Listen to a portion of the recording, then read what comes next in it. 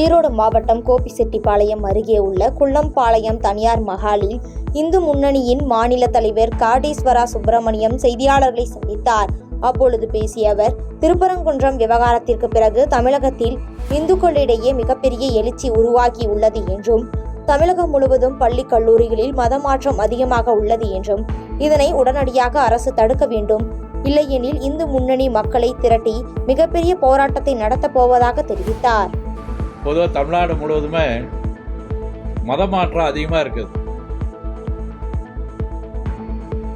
கல்லூரியிலையும் சரி, பள்ளிக்கூடங்கள்லையும் சரி மதமாற்றம் அப்படி நடக்குது. அது வன்மையாக கண்டிக்கின்றோம், தடுக்கணும். இல்லைன்னா இந்து முன்னணி மக்களை திரட்டி மிகப்பெரிய ஒரு போராட்டம் நடக்கும்.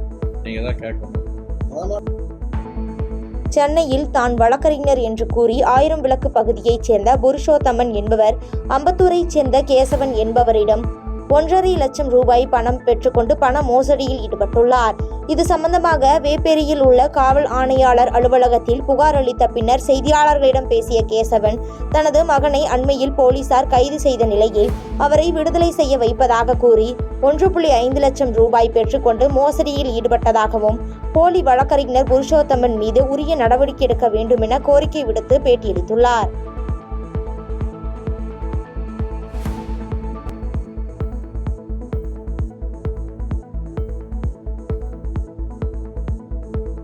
நீலகிரி மாவட்டம் குன்னூர் அருகே உள்ள அருவங்காடு காணிக்கராஜ் நகர் பகுதி தேசிய நெடுஞ்சாலையில் நிறுத்தப்பட்டிருந்த கழிவுநீர் வாகனம் ஒன்று திடீரென தானாக பின்னோக்கி சென்று அங்கு பின்னால் இருந்த கார் மீது மோதும் சிசிடிவி காட்சிகள் வெளியாகி பரபரப்பை ஏற்படுத்தியுள்ளது. அப்பொழுது அவ்வழியாக எந்த வாகனமும் வராததால் பெரும் அசம்பாவிதம் தவிர்க்கப்பட்டது.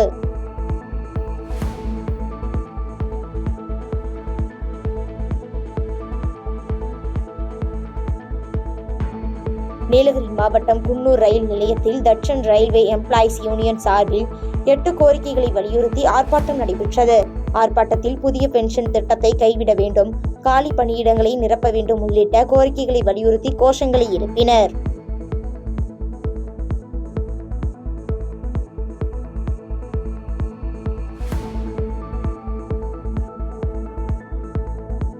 நீலகிரியில் முதலமைச்சரின் பிறந்தநாள் விழாவில் உறுதிமொழி எடுத்துக் கொண்டிருந்த போது கூட்டத்தில் நகரமன்ற தலைவர் சுசீலா கையில் இருந்த வளையலை உருவிய திமுக கவுன்சிலரின் செயல் சர்ச்சையை ஏற்படுத்தியுள்ளது. மேலும் எதிரில் நின்று உறுதிமொழி எடுத்துக் கொண்டிருந்த கட்சி தொண்டர் ஒருவர் செய்தியாளர்கள் படம் பிடிப்பதை ஜாடை காட்டிய நிலையில் இது குறித்தான வீடியோ காட்சிகள் வெளியாகி பரபரப்பை ஏற்படுத்தியுள்ளது.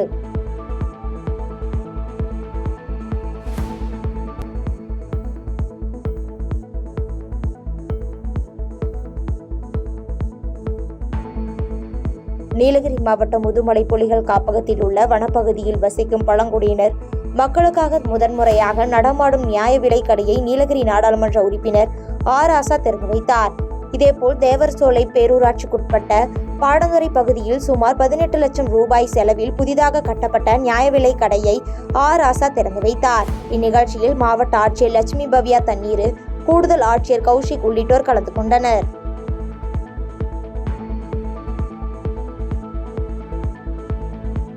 திருவள்ளூரில் தமிழ்நாடு அங்கன்வாடி ஊழியர் மற்றும் உதவியாளர் சங்கம் மாநில மையம் சார்பாக வாழ்வாதார கோரிக்கைகளை வலியுறுத்தி மாநிலம் தழுவிய மாலை நேர ஆர்ப்பாட்டம் திருவள்ளூர் மாவட்ட ஆட்சியரக வாயிலில் நடைபெற்றது. காலி பணியிடங்களை உடனடியாக நிரப்ப வேண்டும், 1993 மேற்பார்வையாளர் பணிக்கு பதிவு உயர்வினை வழங்க வேண்டும் உள்ளிட்ட கோரிக்கைகளை வலியுறுத்தி போராட்டத்தில் ஈடுபட்டதாக சங்கத்தின் மாநில துணைத் தலைவர் லட்சுமி செய்தியாளர்களுக்கு பேட்டியளித்துள்ளார்.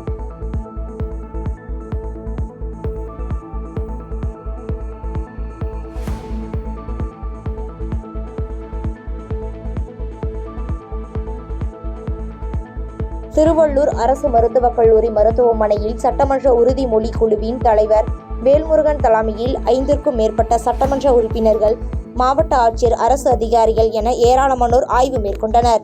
அப்பொழுது மருத்துவமனையில் இருந்த கழிப்பறைகள் சுத்தம் செய்யாமல் துர்நாற்றம் வீசிக் கொண்டிருந்ததைக் கண்டு அதிர்ச்சி அடைந்தனர். தொடர்ந்து மருத்துவமனை முதல்வர் மற்றும் RMOவிடம் இவ்வாறு நடக்காமல் இருக்க அறிவுரை வழங்கி சென்றார்.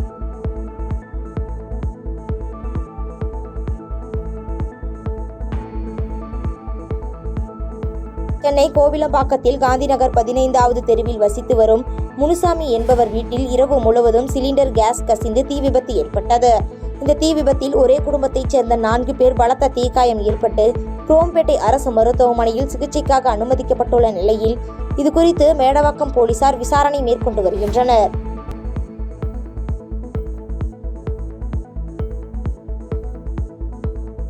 காஞ்சி காமாட்சியம்மன் ஆலயத்தின் மாசி பிரம்மோற்சவத்தின் 3ஆம் நாளை முன்னிட்டு ராஜவீதிகளில் சிறப்பு அலங்காரத்துடன் தங்க சிம்ம வாகனத்தில் சுவாமி வீதி உலா நடைபெற்றது. இந்நிகழ்ச்சியில் ஏராளமான பக்தர்கள் கலந்து கொண்டு சுவாமி தரிசனம் செய்தனர்.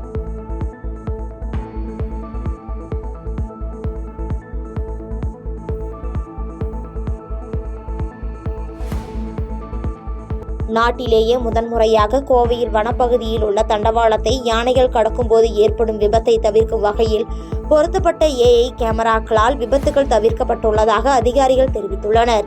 எனவே வனப்பகுதியில் தண்டவாளம் செல்லும் அனைத்து இடங்களிலும் இந்த தொழில்நுட்பத்தை பயன்படுத்த வேண்டும் என சமூக ஆர்வலர்கள் வலியுறுத்தியுள்ளனர்.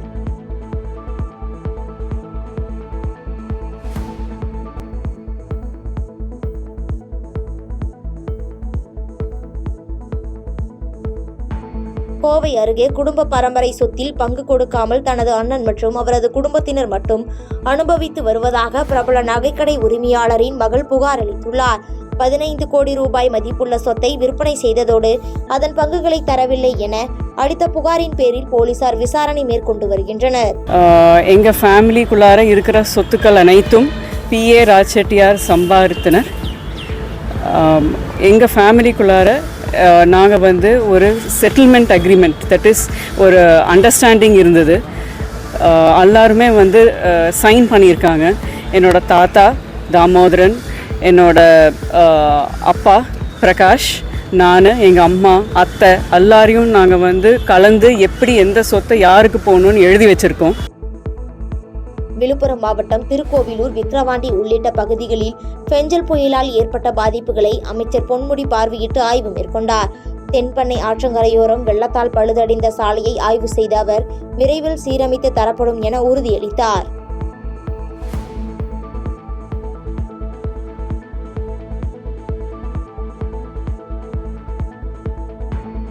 கள்ளக்குறிச்சி மாவட்டம் ரிஷிவந்தியம் அருகே இருசக்கர வாகனத்தில் லிப்ட் கேட்டு சென்ற பள்ளி மாணவனுக்கு பாலியல் தொல்லை அளித்த நபரை போக்சோ சட்டத்தின் கீழ் போலீசார் கைது செய்தனர். சிறுவனின் பெற்றோர் அளித்த புகாரின் அடிப்படையில் 53 வயதான வேல்முருகன் என்பவரை போலீசார் கைது செய்து சிறையில் அடைத்தனர்.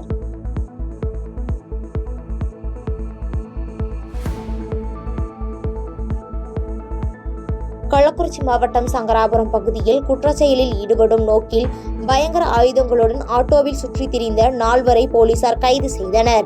ரகசிய தகவலின்படி சோதனையில் ஈடுபட்ட போலீசார் மயிலம்பாறை போக்குவரத்து பணிமனை அருகே சந்தேகத்திற்கிடமாக இருந்த 4வரை கைது செய்ததோடு அரிவாள், கத்தி உள்ளிட்ட ஆயுதங்களையும் பறிமுதல் செய்தனர்.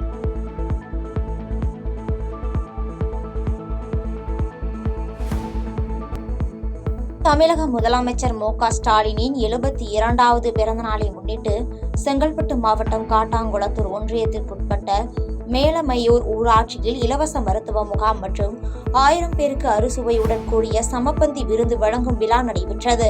இதில் சிறப்பு விருந்தினராக செங்கல்பட்டு சட்டமன்ற உறுப்பினர் வரலட்சுமி மதுசூதனன் பங்கேற்று மருத்துவ முகாமினை துவக்கி வைத்து பொதுமக்கள் பங்கேற்ற சமபந்தி விருந்தினை வழங்கினார்.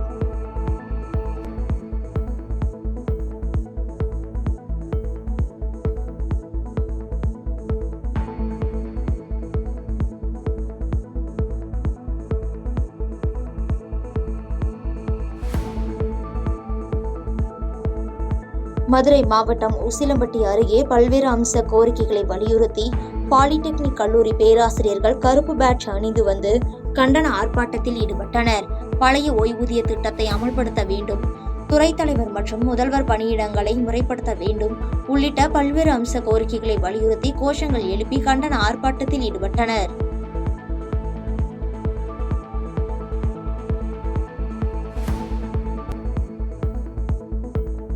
மதுரை திருப்பரங்குன்றத்தில் பங்குனி பெருவிழா கொடியேற்றத்துடன் சிறப்பாக தொடங்கியது.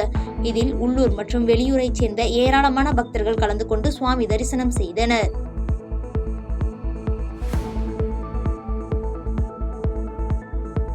செங்கல்பட்டு மாவட்டம் மதுராந்தகம் ரயிலில் 2 பெண்களுக்கு பாலியல் தொல்லை கொடுத்த நபருக்கு சக பயணிகள் தர்ம அடி கொடுத்து காவல் நிலையத்தில் ஒப்படைத்தனர்.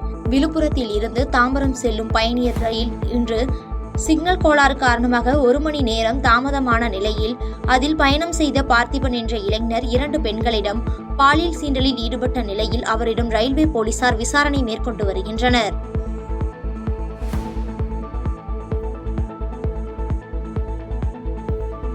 பாதகம் செய்பவரை கண்டால் நாம் பயம் கொள்ளலாகாது பாப்பா. மோதி மிதித்துவிடு பாப்பா, அவர் முகத்தில் உமிழ்ந்துவிடு பாப்பா. அண்மை செய்திகளை உடனுக்குடன் தெரிந்து கொள்ள இணைந்திருங்கள் எம் நாடு தொலைக்காட்சியுடன்.